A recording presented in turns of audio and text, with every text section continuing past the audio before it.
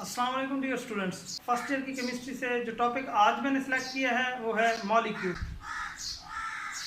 तो molecule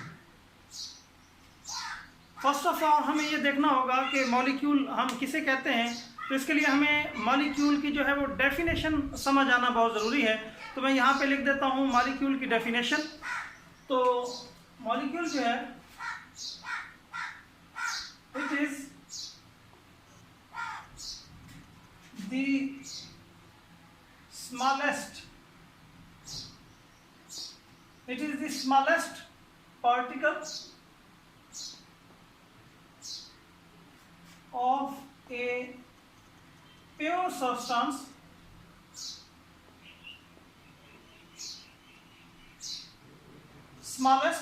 of a pure substance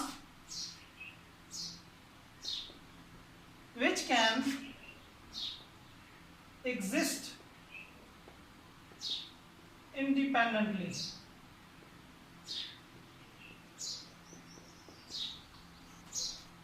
Smallest particle of a pure substance which can exist independently, यानी यहाँ पे आपको दो बातें जो है वो बहुत ध्यान में रखनी है। एक बात वो ये कि ये स्मॉलेस्ट पार्टिकल है प्योर सब्सटेंस का, यानी दो जो इंपॉर्टेंट इसमें पॉइंट्स हैं मैं उसको अलग लिख देता हूँ। वो है कि स्मॉलेस्ट पार्टिकल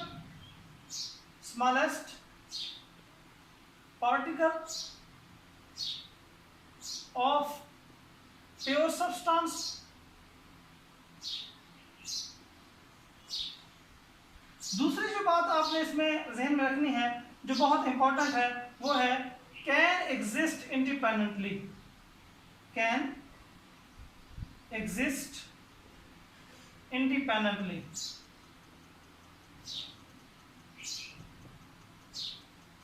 यानी स्मॉलेस्ट पार्टिकल हो प्योर सब्सटेंस का, प्योर सब्सटेंस का सबसे छोटा पार्टिकल हो और इंडिपेंडेंटली अपना वजूद बरकरार रखता हो। मैं उसके लिए आपके सामने मिसालें पेश करना चाहूँगा।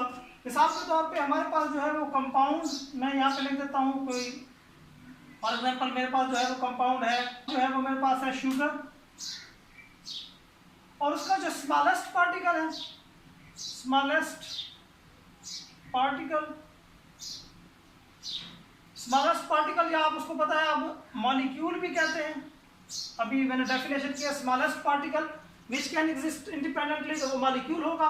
तो इसका जो स्मॉलेस्ट पार्टिकल है शुगर का, उसका फार्मूला है C12H22O11। अब यहाँ मैं क्या कहना चाहता हूँ बेटा, यहाँ पे मैंने अगर इसका ये एक कंपाउंड लिखा है शुगर और उसके साथ उसका जो स्मॉलेस्ट पार्टिकल है वो ये लिखा है, इसका मतलब ये है कि शुगर जो है अगर वो एक प्योर कंपाउंड है तो उसका ये जो पार्टिकल है ये स्मॉलेस्ट पार्टिकल है। एक शुगर अगर मैं कंपाउंड लेता हूँ तो उसमें जो मेरे पास स्मॉलेस्ट पार्टिकल होगा वो एक मॉलिक्यूल इसका होगा। इसी तरीके से अगर मैं जो है वो पानी लेता हूँ, ये वाटर जो है वो लेता हूँ, तो अब वाटर का जो स्मॉलेस्ट पार्टिकल है वो है H2O।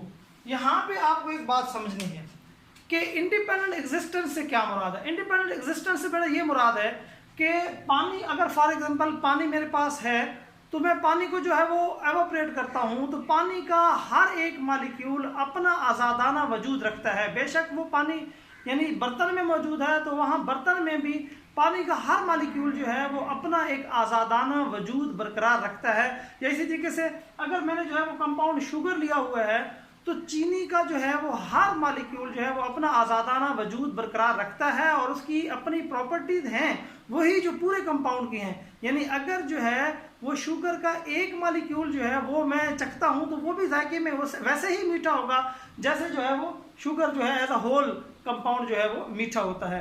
तो ये बात आपने ध्यान में रखनी है। और कैन एग्जिस्ट इंडिपेंडेंटली, इसी के अंदर एक बात और वाज़ेह हो जाती है कि हम जो है आयनिक कंपाउंड को मॉलिक्यूल क्यों नहीं कहते, क्योंकि आयनिक कंपाउंड जो है फॉर एग्जांपल मैं जो है वो आयनिक कंपाउंड की बात कर लेता हूँ NaCl की।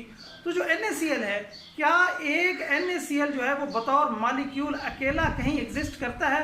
तो ऐसा बिल्कुल नहीं है। आपको पता है NaCl जो है वो Na पॉजिटिव आयन जो है वो Cl में घिरा होता है हर तरफ से, और Cl नेगेटिव आयन जो है वो हर तरफ से Na पॉजिटिव में घिरा होता है। तो Na और Cl कहीं पे एक Na और एक Cl जो है वो एग्जिस्ट नहीं करता इंडिपेंडेंटली। तो इस तरीके से हम इसी वजह से जो है वो आयनिक कंपाउंड्स को कभी भी मॉलिक्यूल्स नहीं कहते, या मॉलिक्यूलर कंपाउंड जो है वो अलहदा हम एक कैटेगरी बनाते हैं और आयनिक कंपाउंड जो है वो हम एक अलहदा कैटेगरी बनाते हैं, क्योंकि आयनिक कंपाउंड जो है वो बतौर मॉलिक्यूल एग्जिस्ट नहीं करते। यानी NaCl को अगर मैं पानी में डालूंगा तो Na आइंस जो है वो अलहदा हो जाएंगे, Cl आइंस जो है वो अलहदा हो जाएंगे, Na आइंस जो है उनके गिर्द यानी वो भी पानी में अलहदा से हल होंगे, Cl आइंस भी अलहदा से पानी में हल होंगे, वो अपनी अलहदा से यानी NaCl जो है वो अलहदा इंडिपेंडेंट एग्जिस्टेंस नहीं रखेगा।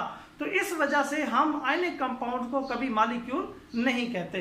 बहरहाल तो हमारा टॉपिक है मॉलिक्यूल। तो मॉलिक्यूल में मैंने आपको दो बातें जो है वो क्लियर कर दी हैं कि smallest particle of a pure substance, और दूसरी बात जो है वो कैन एग्जिस्ट इंडिपेंडेंटली, यानी जब वो ये इन दो शराइत पे पूरा उतरता हो, यानी इन दो शराइत पे वो पूरा उतरता हो कि वो इंडिपेंडेंटली एग्जिस्टेंस रखता हो और स्मॉलेस्ट पार्टिकल हो किसी भी प्योर सब्सटेंस का, तो हम उसको मॉलिक्यूल कहते हैं। तो यहाँ से आपको जो है वो ये अंडरस्टैंडिंग हो गई होगी कि मॉलिक्यूल क्या होता है। तो नेक्स्ट जो है मैं आपको लेके चलता हूँ मॉलिक्यूल की टाइप्स पे, यानी मॉलिक्यूल की जो है वो कितनी टाइप्स हैं। तो बेटा मॉलिक्यूल को मुख्तलिफ तरीक़ों से हम मुख्तलिफ टाइप्स में जो है वो डिवाइड कर सकते हैं। सबसे पहले जो है मैं मॉलिक्यूल की डिवीजन जो है on the basis of its atomicity पेश करने लगा हूँ। यानी आप मॉलिक्यूल की डिवीजन जो है वो on the basis of its atomicity कर सकते हैं। तो वो क्या होगा, फॉर एग्जांपल एक मॉलिक्यूल जो है आप उसको कितनी टाइप्स में तकसीम कर सकते हैं। आप उसको मोनोएटॉमिक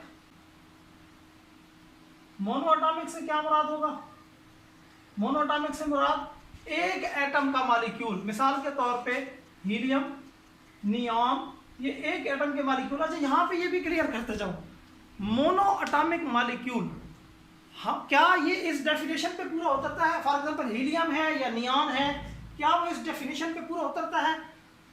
क्या वो स्मॉलेस्ट पार्टिकल है? यानी फॉर एग्जांपल मैंने एक सिलेंडर में जो है वो हीलियम गैस भरी हुई है, तो क्या उस सिलेंडर के अंदर स्मॉलेस्ट पार्टिकल हीलियम का एक एटम है?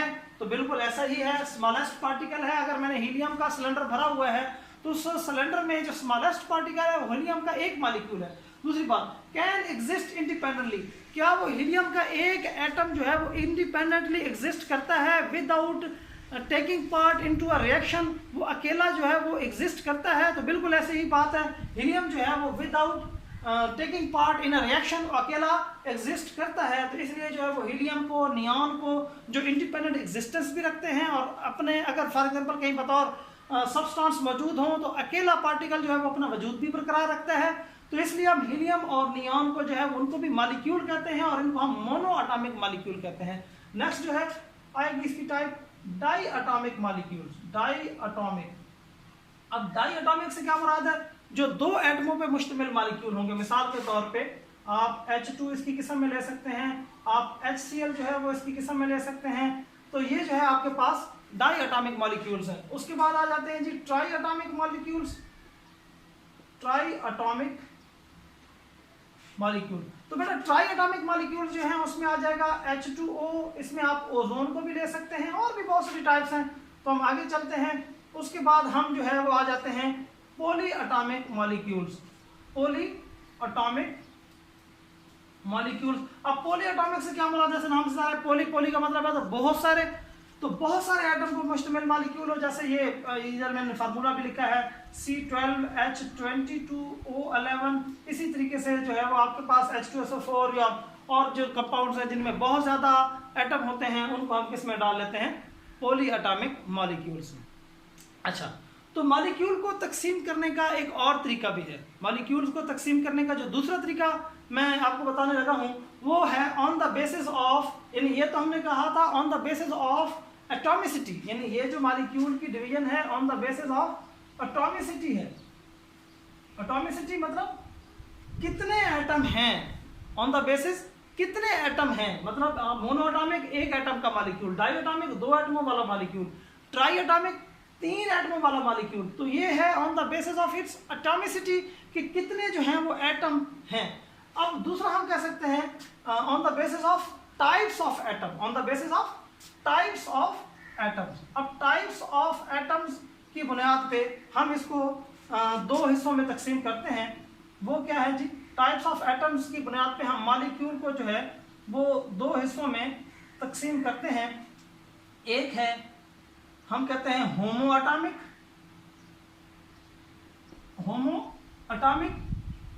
होमो एटॉमिक से क्या मुराद है, जिसमें सारे एटम एक जैसे हों। मिसाल के तौर पे ये H2 जो है ये होमो एटॉमिक मॉलिक्यूल है। इसी तरीके से जो है वो Cl2 होमो एटॉमिक मॉलिक्यूल है। इसी तरीके से जो P4 है वो होमो एटॉमिक मॉलिक्यूल्स हैं। और इसी तरीके से जो है वो आपके पास O3 भी जो है वो होमो एटॉमिक मॉलिक्यूल है, जिसमें सारे एटम एक ही एलिमेंट के हैं। तो इनको हम क्या कहेंगे, होमो एटॉमिक मॉलिक्यूल्स। और जो दूसरी टाइप इसकी बनती है वो है जी हेट्रो एटॉमिक मॉलिक्यूल्स। क्या जी, hetero atomic molecules, hetero atomic molecule. तो उसमें कौन से आ जाते हैं, उसमें आ जाता है बेटा H2O हेट्रो एटॉमिक मॉलिक्यूल है। इसी तरीके से HCl जो है वो आपके पास हेट्रो एटॉमिक मॉलिक्यूल्स हैं। तो ये आप समझ चुके होंगे। तो मॉलिक्यूल्स को जो है वो हम इस बुनियाद पे भी डिवाइड कर सकते हैं कि वो होमो एटॉमिक हैं या हेट्रो एटॉमिक हैं। यहाँ पे आपको एक बात और ज़हन में रखनी पड़ेगी, वो ये है कि मॉलिक्यूल जो हैं वो आपको पता है नॉर्मली मॉलिक्यूल जो है वो 2 एटम, 4 एटम, 10 एटम, 15 एटम छोटे मॉलिक्यूल्स होते हैं। लेकिन कुछ मॉलिक्यूल्स जो हैं वो हज़ारों एटमों पे भी मुश्तमिल होते हैं। ये भी आपने ध्यान में रखना है। कुछ ऐसे एटम्स हैं और अमूमन ये बायो मॉलिक्यूल्स हैं, यानी जो लिविंग ऑर्गेनिजम्स के अंदर पाए जाने वाले मॉलिक्यूल्स हैं, जिनको हम बायो मॉलिक्यूल्स कहते हैं। ये अमूमन जो है वो साइज में बहुत बड़े होते हैं। मिसाल आपके सामने एक पेश करने लगा हूं। मिसाल है जी हीमोग्लोबिन। अच्छा, ये हीमोग्लोबिन क्या है वैसे? ये हीमोग्लोबिन जो है ये एक मॉलिक्यूल है जो ऑक्सीजन को कैरी करता है। ये हमारी बॉडी में ऑक्सीजन को कैरी करता है हीमोग्लोबिन। ये एक मैक्रो मॉलिक्यूल है। हम इसको मैक्रो मॉलिक्यूल क्यों कहते हैं वो आपने ध्यान में रखनी है कि इसके 10,000 से भी ज्यादा एटमों पे ये मुश्तमिल है। यानी 10,000 एटमों से भी ज्यादा एटम्स पे ये मुश्तमिल है। और अगर आप इसके मॉलिक्यूलर वेट की बात करें तो वो 68,000 AMUs पे मुश्तमिल है। यानी नियर अबाउट ये 68,000 AMUs। ये कितना बनता है वैसे? एक हाइड्रोजन का जो मास है वो होता है 1 AMU। अगर ये 68,000 AMUs हैं तो आप खुद अंदाजा लगा लें कि ये हाइड्रोजन से 68,000 टाइम्स हैवियर है। तो ये बात आपने ध्यान में रखनी है। अच्छा, तो मैंने जो है वो ये एम किया है कि मैं first year, second year, 9th और 10th की केमिस्ट्री के टॉपिक्स जो है वो प्रेजेंट करता रहूँगा। यहाँ से मैं अपने व्यूअर्स को एक बात कहना चाहूँगा कि अगर तो आपको ये टॉपिक समझ आते हैं और अगर आप चाहते हैं कि मैं ये टॉपिक जो है वो आगे चलाता रहूँ और बनाता रहूँ, तो बेटा आपने जो है वो चैनल को सब्सक्राइब करना है और लाइक कर देना है और कमेंट्स में भी क्वेश्चंस पूछ लेने हैं या कमेंट्स में अप्रिशिएट कर देना है अगर आपको समझ आती है तो। अस्सलाम वालेकुम।